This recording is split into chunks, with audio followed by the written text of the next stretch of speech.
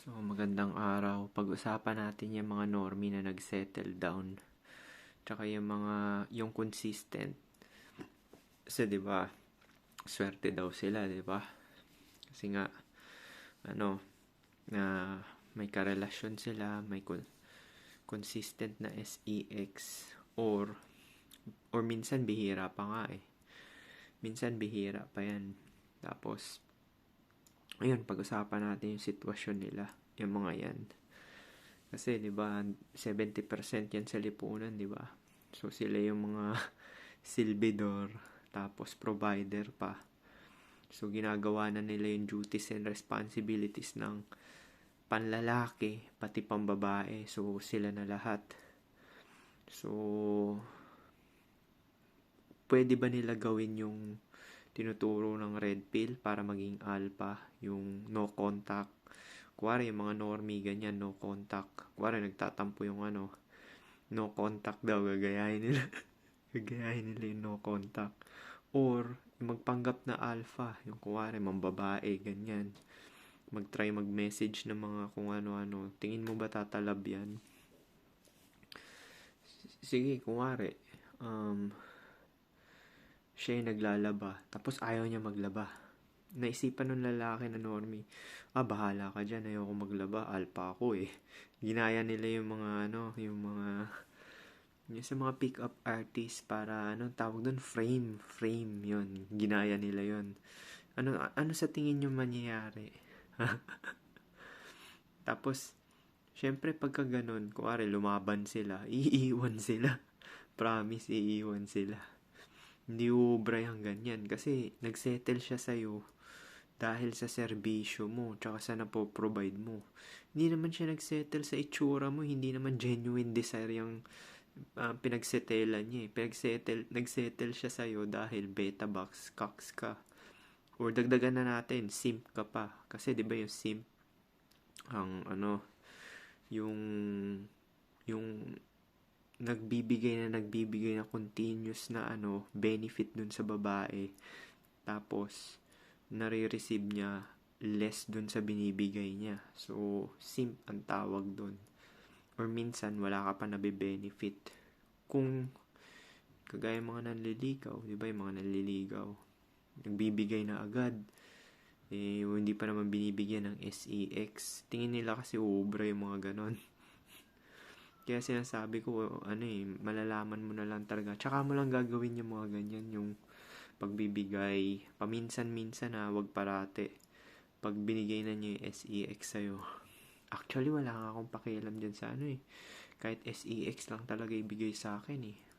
Tsaka kasi nagagawa ko naman yung gusto ko. Ayoko nga na ipagluluto ako eh. Kasi baka mamaya lasunin ka di ba? Mahirap na. Isa rin yan natutunan sa natutunan ko na wag mo iaasa yung mga basic na ginagawa sa ibang tao. Kasi pwede niya sirain damit mo, or sirain yung kabuhayan mo. So yun nga, yung mga normie na yan, yung 70% na nakikita nyo sa lipunan, kuwari ginaya nila yung mga strategy ng mga game. Yun yung game. Yung hot and cold, push and pull, yung mga kabullshitan na gagawin para raw ma-attract yung babae. Or magstay. O try nila wag mag-provide. Kuwari nawalan sila ng trabaho.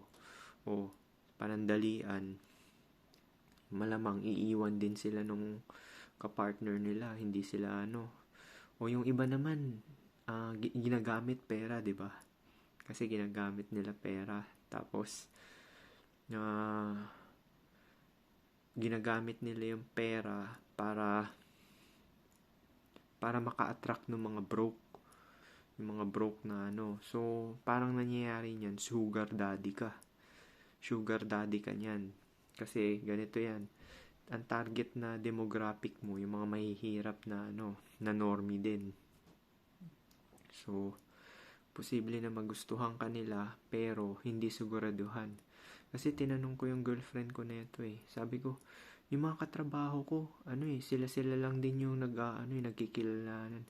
Meron daw isang lalaki, laging nagbibigay. dun sa babae. Yung babae may boyfriend na yun ah. Tingnan mo kung gaano ka uhaw na ngayon mga lalaki. Pati yung mga may boyfriend, pinapakialaman pa nila para lang magkaroon sila ng girlfriend. Yun, bigay ng bigay. Inire-reject eh. Hindi niya gusto yung lalaki. Hindi pinapansin. Tapos yung binibigay na pagkain, binibigay din sa iba. So, pag, kuwari, naging girlfriend niya man yun, yung, yung lalaki na nagbibigay, kuwari, naging girlfriend niya man yung babae na yun, panandalian lang yun. Kasi nga, ang gusto lang ng babae is yung napro-provide mo, yung nabibigay mo. So, kuwari, nag-stop ka na. Kuwari, alpha ako. Hindi ako magbibigay na. Ayoko na. Ginaya niya yung push and pull na game.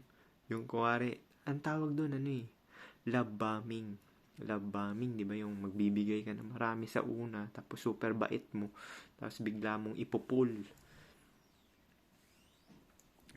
Bigla mong ipupull yung ganon. So, mangyayari nun,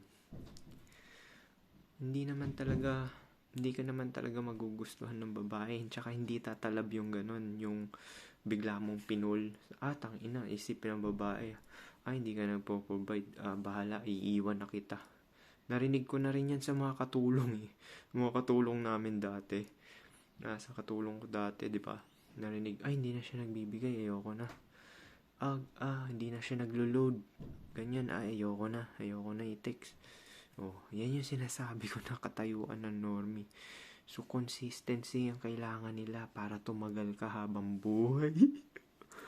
So, alam ko yan, yung mga 70% na mga lalaki na nagsettle, yung mga nagpakasal. Kasi magpapakasal ka lang naman kung yun na lang talaga yung mo, kuwari gustong gusto mo yung babae, tas pinaghirapan mo. Kaya naman sila magpapakasal dahil ganun eh. Sa katayuan ng pogi or chad, kuwari may passive sila, hindi sila papakasal. Hanggat maaari nga, hinuhuli nila yan eh. Si Vic Soto, yun na lang yung huli niyang passive. Ibig sabihin, nagkagusto na sa kanya si Pauline Luna. Yun na yung pinaka-last niya eh. Kasi sa edad niya eh. Kahit nga ako, naiisip ko na rin yan eh. Dahil sa age pill eh. Kung wari, magkaroon ako ng 23 na girlfriend or 24. Yan na yung last ko. Hindi na masusundan yan. Sure, meron naman mag-aano dyan. Dahil sa pre-selection, merong papalag pa rin yan. Kagaya nangyari sa akin. Pero panandalian lang yun. Hindi talaga yung total submissiveness na mangyayari. Kasi nga, may edad ka na eh. Anytime talaga pwede kang iiwan. Ikaw talo. Kaya yun yung sinasabi ko sa inyo na kuwari nag-stand yung lalaki.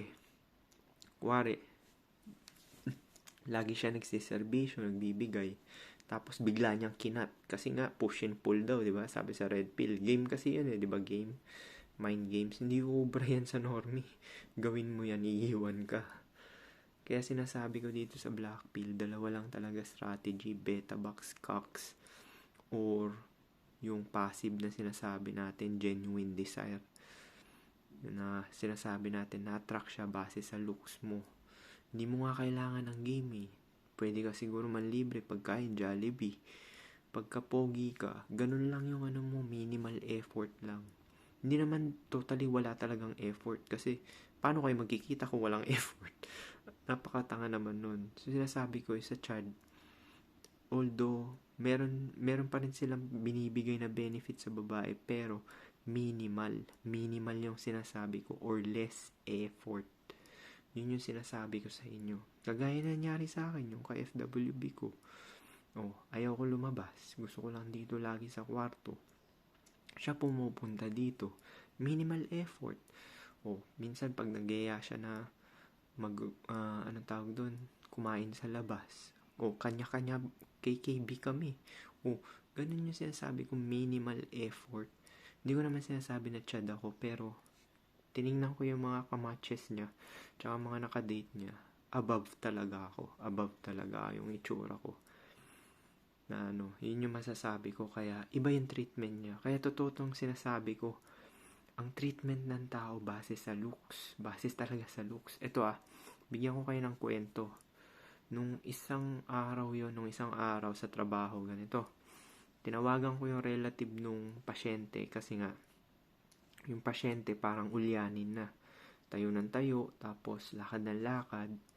So, tinawagan ko yung kaibigan. Yung kaibigan, irate eh. Sa telepono, syempre yung boses ko parang pambata, 'di ba? Yung boses ko parang pambata. So, childlike yung boses ko. So, parang sa boses kasi, minsan kakaya-kayanin ka, hindi ka re-respetuhin. Syempre, hindi niya nakikita yung mukha ko eh. Hindi niya nakikita, telepono lang. So, tinatasan niya yung boses niya. Kinuha niya yung pangalan ko. Tapos, siguraduhin mo na ipakita yung discharge para ma-reassure yung pasyente na ganyan, ganyan, ganyan, ganyan. Tapos, sabay, nung pumunta na siya, dadating ako dyan within 10 minutes. Ganun pa siya. So, pagdating niya, kinausap niya muna yung pasyente. Hindi niya pa ako nakikita nun. Nung paalis na siya, nakita niya ako. Kasi ako lang naman lalaki dun eh. Tapos yung binigay ng pangalan ko, panlalaki. So, bigla siyang bumait kasi nakita niya yung mukha ko. Promise, sinasabi ko sa inyo, totoo yan, yung treatment. Base talaga sa itsura. Nagbago talaga yung ano niya, bigla siyang bumait. Sabi niya, sige, pagka may problema yung pasyente na yan, tawagan mo lang ako anytime. Ang plastic. Natatawa talaga ako ang plastic.